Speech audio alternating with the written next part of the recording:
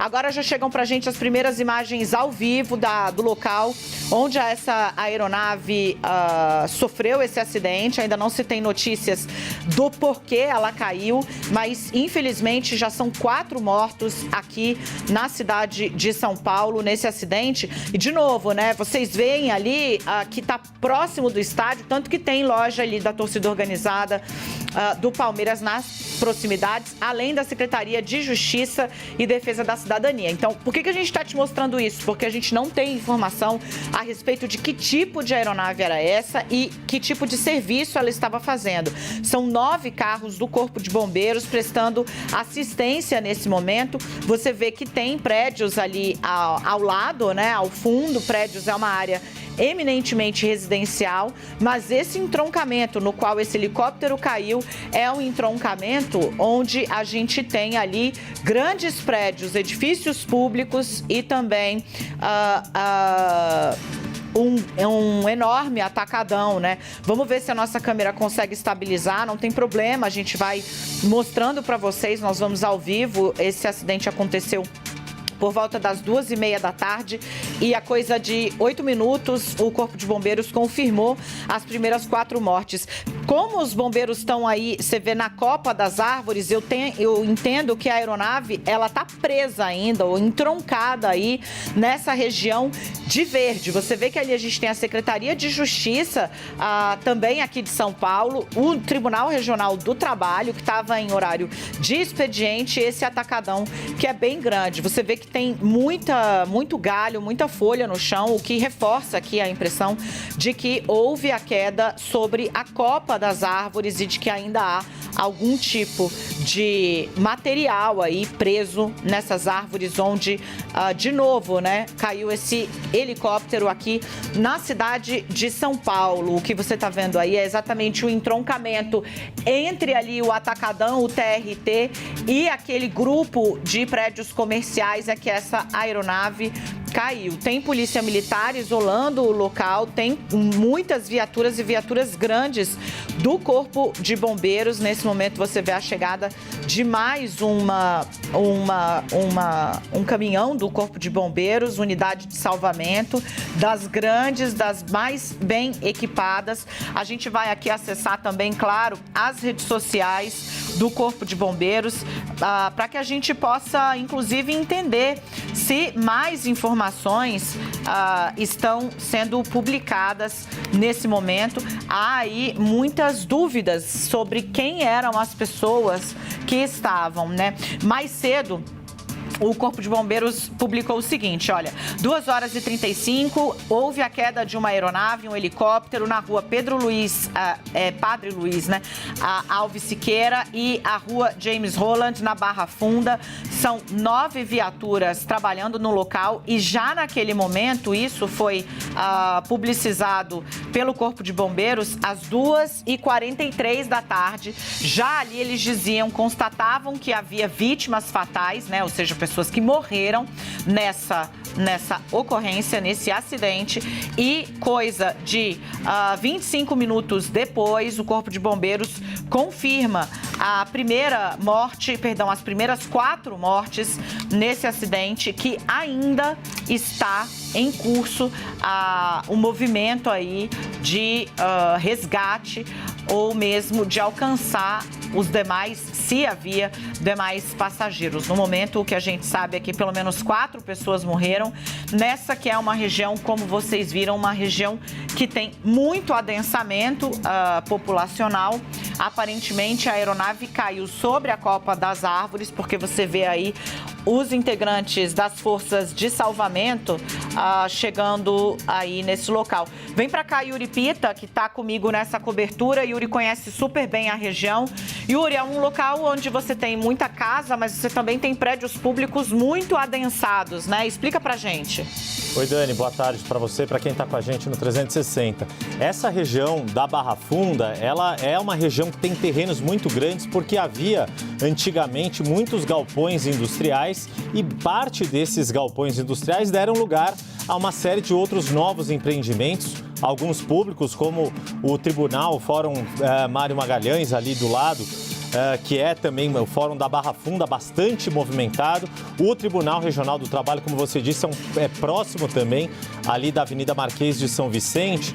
E esta região, como você disse, tem um atacadão ali. Então, é uma região que tem muita circulação de ônibus, de trânsito, de fluxo. Fica próximo da Marginal do Tietê, próximo da Ponte da Casa Verde, na conexão com a zona norte da cidade de São Paulo. Então, é de fato uma região que tem uma movimentação bastante grande e vários desses terrenos deram lugar a condomínios residenciais com várias torres. Por isso, de fato, a preocupação que esse acidente poderia ter sido ainda mais grave se esse helicóptero em queda tivesse atingido algumas dessas áreas com habitantes, com ocupação residencial. Para quem é de fora de São Paulo entender, essa região é muito próxima de onde funcionava o antigo parque de diversões Play Center, que também ficou bastante famoso durante décadas, ficava próximo ali da marginal do rio Tietê. Por isso, essa é uma região bastante com muitos tipos de atividades e que, de fato, ficou bastante adensada. Tem uma escola de samba próxima, tradicional, ali, a Camisa Verde e Branco, que fica bem perto dessa esquina onde os bombeiros identificaram o local de queda do acidente. Dani. E aqui, pelas imagens que o meu editor-chefe Igor Peixoto me encaminhou, é possível constatar que sim, tem pedaços, tem destroços dessa aeronave ainda presos nas árvores, que é por isso que a gente está vendo esse trabalho do Corpo de Bombeiros, nesse momento, já ainda aí trabalhando para tirar esses destroços que estão sobre a copa das árvores, nesse entroncamento aqui na Barra Funda, capital paulista, região central de São Paulo. Houve a queda de um helicóptero, deixou até o momento 4 pessoas mortas, cuja identidade a gente ainda não conhece. As informações estão chegando a todo momento. Igor, quem que está em deslocamento para lá? A Carla Chaves está a caminho, então, desse local, onde agora há o trabalho de resgate, ou mesmo de garantir que o que restou dessa aeronave seja preservado, porque vem aí um trabalho bastante grande de perícia, para que a gente entenda por que houve essa queda. É importante você ter em mente, gente, que aqui em São Paulo o deslocamento por helicóptero, ele é intenso. Esse tipo de aeronave trafega pela cidade inteira o tempo inteiro. Essa região, então, é uma região que tem um tráfego de helicópteros bastante intenso. Também moro por ali.